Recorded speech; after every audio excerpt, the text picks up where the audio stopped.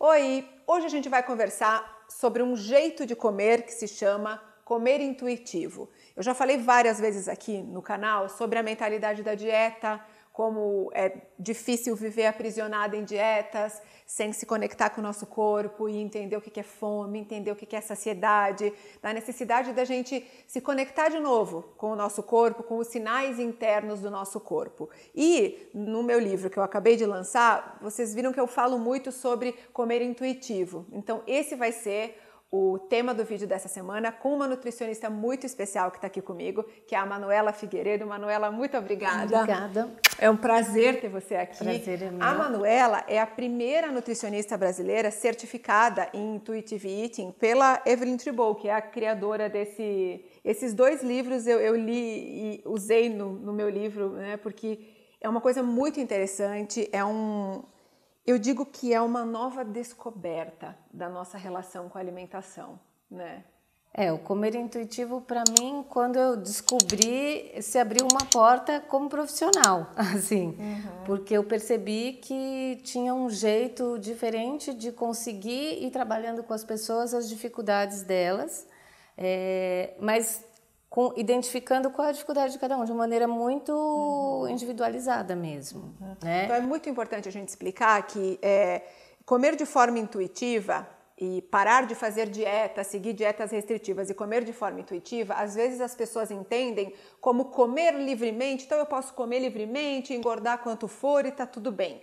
Não, definitivamente não é isso, né? Então, Manuela, explica pra gente o que é comer de forma intuitiva. Então, o comer intuitivo, ele é uma abordagem que ele parte de 3 princípios. E o primeiro dele é a permissão incondicional para comer. Aí, de repente, você lê essa frase e fala, tá bom, permissão incondicional para comer, e vem justamente esse medo. Então eu vou engordar comendo de tudo. A primeira vez que eu li isso nesse livro, eu falei, ferrou-se, gente. Como assim permissão incondicional para comer? Agora eu vou engordar quantos quilos, né? É assustador inicialmente, né? É assustador, pode ser, mas ele é libertador também. Exatamente. Porque você trabalha e ajuda as pessoas a ter uma neutralidade com relação ao valor emocional, uma neutralidade moral com relação aos alimentos, né? Então, se eu me permito comer qualquer comida, eu daí posso escolher se eu vou comer, decidir quanto eu vou comer, se eu vou comer, né? Mas se eu tenho aquela visão dicotômica que é isso pode, isso não pode... proibido e permitido, né? Por muitos anos a minha vida foi dividida assim. Alimentos proibidos e alimentos permitidos. E o quanto muitas vezes, mesmo quando você fala assim, não quero mais ficar comendo desse jeito proibido e permitido, mas tem uma coisa que está lá internalizada. É muito difícil, E aí, né? de repente, você está lá naquele restaurante e vem aquilo de novo. Então, essa permissão incondicional para comer, ela, para que a gente consiga fazer isso, tem um outro pilar que é comer de acordo com sinais de fome e saciedade. Né? E se você se permite comer de forma incondicional, e aí tem um aspas que é bem importante, que é se permitir comer de forma incondicional com sintonia. E o que é essa sintonia? É essa percepção do que o seu corpo está precisando. Né? Então eu não vou comer qualquer coisa só porque eu estou com vontade, mas eu não estou nem com fome. Né? Então é como a gente vai trabalhando essas questões. E aí tem um terceiro pilar, que é comer para atender as necessidades físicas e não emocionais. Que é muito importante, né? Que é muito importante. Que a gente se desconectou completamente desses 3 pilares, na verdade, né? Exatamente. Esses 3 pilares, né, o permissão incondicional para comer, o comer de acordo com sinais internos de fome e saciedade e o comer por razões físicas e não emocionais, eles são embasados aí, né, eles são colocados em prática a partir de 10 princípios. Então, um deles é honrar a fome, aprender a honrar a fome. Isso é muito interessante, né? Aí você pode estar pensando, honrar a fome.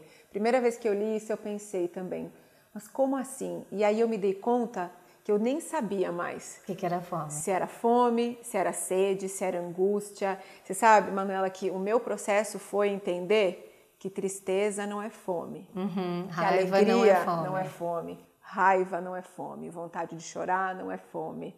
Fome é necessidade de comida. Sim, fome é o estômago roncando. Exatamente. E é muito, você falou uma coisa muito legal, sede. Às vezes a gente confunde fome com sede. E se você, porque a gente não prioriza isso também, né? Então esse trabalho de começar a perceber o que é a fome é só a partir daí, né? E as pessoas têm uma carga de culpa muito grande ainda. Então, sei lá, te dando um exemplo, muitas vezes, né, é diferente se você almoça um prato de arroz, feijão, carne e salada, do que se você almoça um macarrão, né? Um macarrão com um molho de tomate e carne. O tempo de saciedade... Você pode sair da mesa saciado do mesmo jeito, mas o tempo de saciedade daquela comida, ele pode ser diferente e ele pode variar de pessoa para pessoa. Sim. Então, muitas pessoas falam assim, nossa, eu comi um macarrão na hora do almoço, com carne, não sei o quê, passou 2 horas, eu já estou com fome. Não, não pode ser, tá errado, não vou comer. E aí fica segurando. Só que aquilo pode ser uma fome que chegou mais cedo naquele dia. E não vai ser igual todo dia, né? Não existe isso. Não, eu costumo dizer que a gente não morre quando a gente vai dormir e ressuscita de manhã quando a gente acorda. Porque tem um pouco essa sensação, como se a gente pendurasse o corpo num cabide, aí acorda no dia seguinte, tá. Agora... Só que o que eu jantei ontem, como eu me senti, se o meu intestino funcionou, tudo isso interfere. Claro. E dentro do comer intuitivo, a ideia é você... começar a trabalhar essa percepção de todos esses sinais. Né? Você vê como é muito mais, a nossa alimentação é muito mais complexa e muito mais completa. Acho que não é complexa a palavra, é completa, do que simplesmente você colocar ali 2 colheres disso, 2 colheres de aquilo. Né? Exatamente. É muita coisa que está envolvida quando a gente vai se alimentar. A gente mistura emoção, a gente mistura saciedade com satisfação.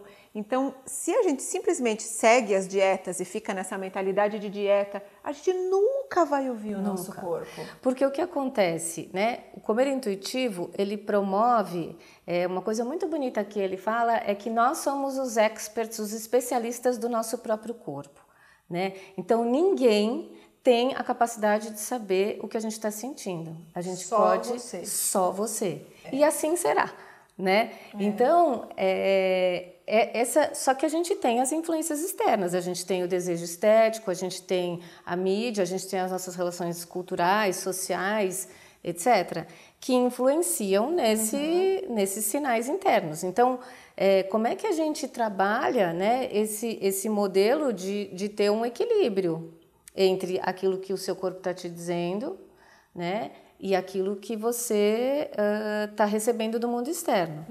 Então, um exemplo legal para falar isso é sobre as crianças. Então, a gente sempre diz que nós nascemos, a não ser que você tenha algum problema, que a criança tenha algum problema fisiológico, mas assim, a princípio, todos nós nascemos comedores intuitivos.